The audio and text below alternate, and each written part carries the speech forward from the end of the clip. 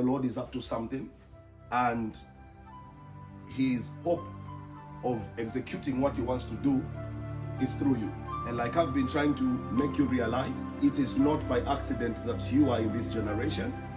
There is something the Lord is up to, and he has seen that you are the recipe to make it a success. I wouldn't know how I can convince you on that fact, but the fact that it is coming as a strong emphasis, it is proof that this is true. We have been complaining about how distorted our generation is and how destroyed our generation is. But trust you me, there's a reason why God has found it worth to put you, the same one, you, in this same distorted generation. Every single time you are privileged to see an error, what makes you see and view that error is the solution inside you. You cannot tell that a room is dirty if you have never encountered cleanness. You cannot say that this person is dark if you have not seen a light person. So every time you are privileged to see what is wrong, it is actually what is right in you that makes you realize that this is wrong. If you never had what is right inside you in the first place, you are never even going to identify that this is wrong. So anything that you have spotted in this generation, in this territory, in this land, in your family, you seeing that thing as a wrong thing is a proof that the right inside you is what has made you to realize that that is wrong. And trust you, the first solution in fixing it is the ability to see that it is not right. One of the reasons why hell will be full is because most of us that place judgment and condemnation on people, our observation of the wrong in them is proof that we are the solution to the wrong that we see in those people. It's just that we detect the wrong, and instead of us applying the right on the wrong we see, we take the wrong and expose that wrong which in doing. Why is the Lord emphasizing on this? This is the first step into fixing this generation. Even us as pastors, we know the truth. There are great prophets that are coming to the nation, great prophets that have a testimony of climbing mountains. Some of them, they said, you see, for me, we watch them on TV, and they say, I used to climb the mountains. I used to fast and pray. I used to do this. I used to do that. And we've heard those testimonies from their own mouth. So now that they have become great, they are just declaring, saying, it's okay. We are going to be doing impartation. One service, you pay 7,000 kwacha, we impart the grace on you, and you go on. Why can't we teach our people process? What I'm trying to say is, the problem with us, even pastors, is we are so committed into building a big organization that we are scared of telling you the truth, because when we tell you the truth, you get offended and you leave us. When you leave us, we will not have money to buy a mirror meal and a good shoe. And according to our generation, if I stay for 5 years with 25 members, I am not a spiritual man, because our spirituality is measured by how much crowds we're able to pull in a period of time. So as a result, I will begin to scrutinize whatever it is that God sends me to say. I will start using sweet talk. That's why in our generation, churches that are telling members to pray have less members. You cannot do your hands like this to receive what I cried for. No, that's the truth that you will not lie. So why are we blaming young people that are running out from church to go and open churches? This is what we are showcasing to them.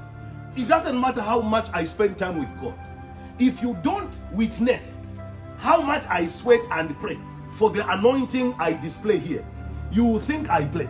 You will not be encouraged to do what you've never seen me do. Yes. All I do is appear in church with good suit and nice shoe, and I'm prophesying accurately. No matter how much I can tell you I pray, if you have never witnessed that part of me, you are never going to be inspired to do it. Yes. So I need to expose you to the process. Those that have gone ahead of us, they hide the process. That's why young ladies are going in marriage to go and capture pictures and makeup and foundation. Because that's what we are seeing old couples displaying. Old couples don't display the moments. Yalama 05 babuka bale putom umuliro wakachero. Ukafya menshi abalume babo. Abana kashabata bayishi batefi alenga munkere michuko 40 years. Because mulabuka 04 mukuputo umuliro. Ulasanga ama messages y'abalume benu n'abana kashimula delete. Tamube kushapo no kushapo. Taba iyo part tabayimona. The only part they see is when you are holding hands on Facebook with your husband. So what they enter in for marriage is to hold hands with the husband. The actual thing that has made your marriage to be like that, you don't display it. This generation could have been okay if you, who came before us, you told us that success is a function of process.